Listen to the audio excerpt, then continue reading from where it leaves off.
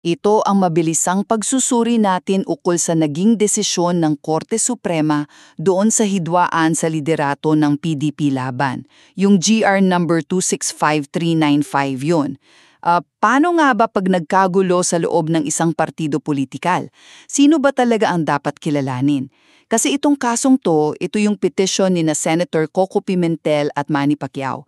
Kino-question nila yung pagkilala ng COMELEC, yung Commission on Elections, sa grupo ni Secretary Cusi bilang tunay na leader ng PDP laban. Nangyari to bago mag-2022 elections, di ba?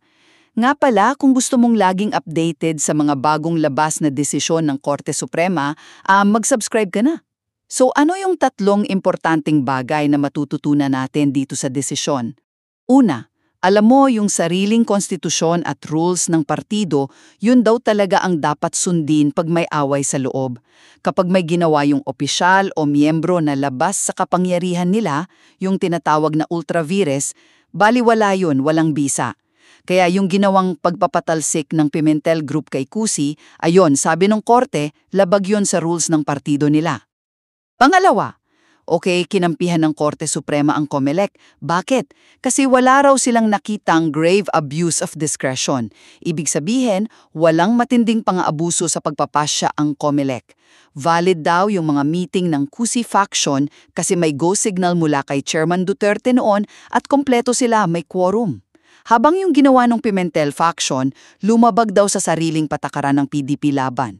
Nirerespeto ng korte yung mga nakita ng COMELEC lalo na't may ebidensya. At panghuli, yung pag-file ng petition for certiorari, yun yung pag-apela sa Korte Suprema.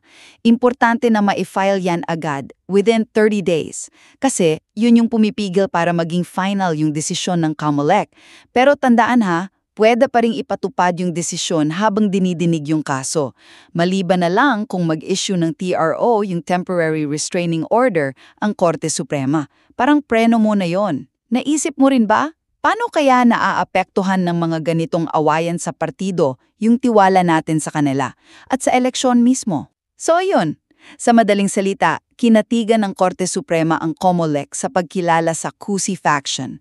Pinapakita lang nito kung gaano kahalaga ang pagsunod sa sariling rules ng isang partido. Para sa iba pang update sa Philippine jurisprudence, huwag kalimutang mag-subscribe.